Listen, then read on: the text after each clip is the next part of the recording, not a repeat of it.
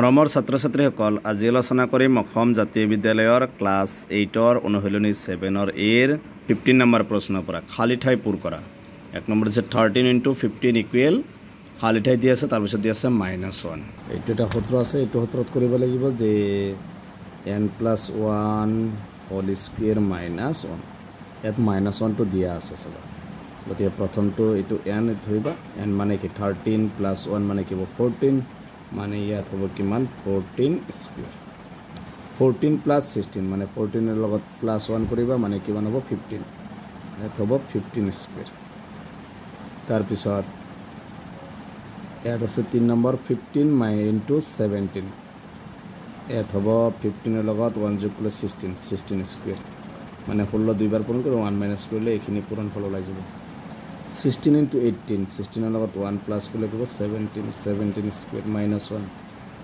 18 * 20 equal 18 লগত 1 যোগ কৰিলে কিমান হ'ব 19 স্কুৱেৰ -1।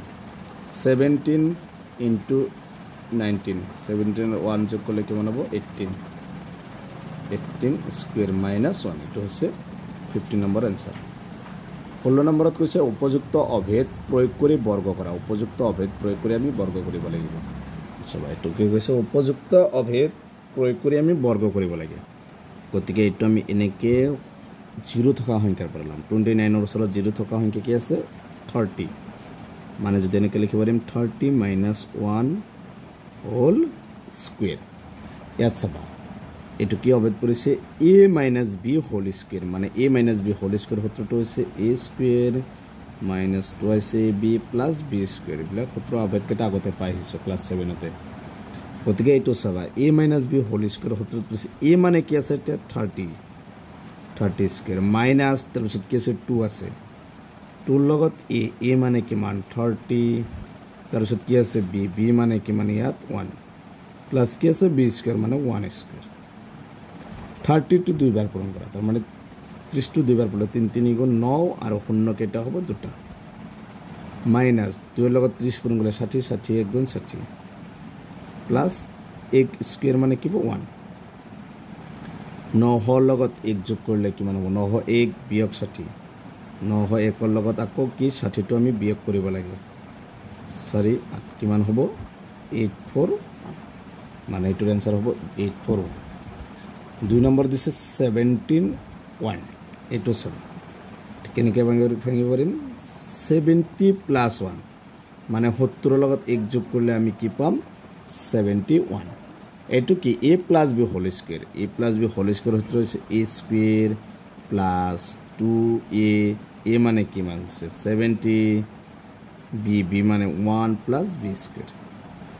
7 7 গুণ কিমান 49 আৰু স্কুৱেৰ কৰিলে 0 কেইটা হ'ব 2টা প্লাছ 2 7 গুণ 14 আৰু 1 আছে 14 গুণ 14 তাৰপিছত কি আছে এটা 0 প্লাছ 1 1 গুণ 1 গোটেইকেইটা যোগ আছে গতিকে যোগ কৰি দিয়া 4900 যোগ 1 140 আৰু 1 1 4 9 1 10 5 ইমান হ'ব 5041। এইটো হৈছে আমাৰ 2 নম্বৰটোৰ এনসাৰ।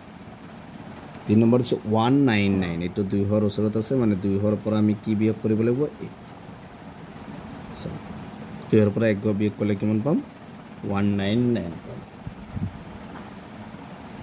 তাৰপিছত এইটো a - b হোল স্কুৱেৰ সূত্ৰ পৰিছে এইটো চেম 1 নম্বৰটোৰ a স্কুৱেৰ মানে 200 স্কুৱেৰ -2a মানে 200 b মানে 1 + b স্কুৱেৰ মানে 1 স্কুৱেৰ 2 2 গুণ 4 0 কেইটা হ'ব 4টা মাইনাছ 2 2 গুণ 4 4 1 গুণ 4 আৰু 0 2টা প্লাছ 1 স্কুৱেৰ কৰিলে 1 হ'ব।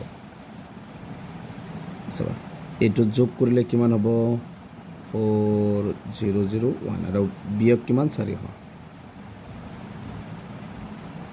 1 0 10ৰ পৰা 4 গ'লে 6 9 3 কিমান হ'ব 39601। এইটো 3 নম্বৰটোৰ এনসাৰ। 4 নম্বৰ দিছে 302 এইটো কি কৰিবা 300 + 2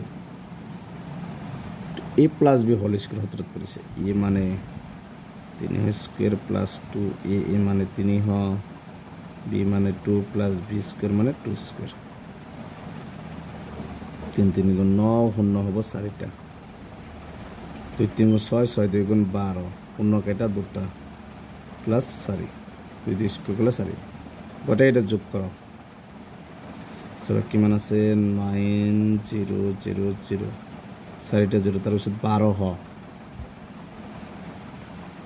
তার পিছত কিমান 4 4 0 2 1 9120 এটা হচ্ছে 4 নম্বরটার অ্যান্সার 5 নম্বর দিছে 298 এটু কি হবে 3 হ বিয়োগ 2 3 এর উপর 2 গেলে কিমান হবে 298 a স্কয়ার মানে 3 হ স্কয়ার মাইনাস 2a মানে 3 হ b মানে 2 প্লাস b স্কয়ার মানে 2 স্কয়ার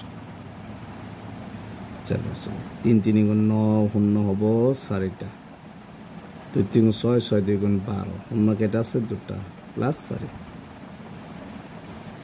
এখানে যোগ এটার উপরে এখানে যোগ কৰিব লাগিব তাৰ সাথে এটো বিয়োগ কৰিব লাগিব সবতিকে 9004 যোগ করলে কিমান হবে এখানে 90000 বিয়োগ কিমান 12 হ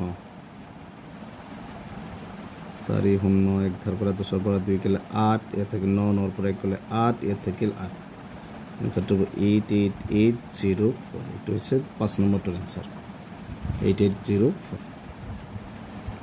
6 নম্বরত আছে 103 মানে 1 100 যোগ 3 এনেকে লিখিব পাৰিম 100 লগত 3 যোগ করলে 103 a স্কয়ার a মানে 100 স্কয়ার প্লাস 2a a মানে 100 তার পিছত b b মানে কিমান আছে 3 প্লাস b স্কয়ার মানে 3 স্কয়ার 100 তো দুইবার পূরণ করলে কেটা শূন্য হবে 4টা 2 গুণ 2 2 3 গুণ 6 শূন্য কেটা দুটা প্লাস 3 3 গুণ 9 এবার গোটা এটা কি কৰিব লাগিব যোগ কৰিব লাগিব এদিকে সবা প্রথমে তো 1000 6 9 6 লগত 9 যোগ করলে 6 9 একলে করে দাও 9 0 6 0 1 10609 এটা হচ্ছে 6 নম্বরটার অ্যানসার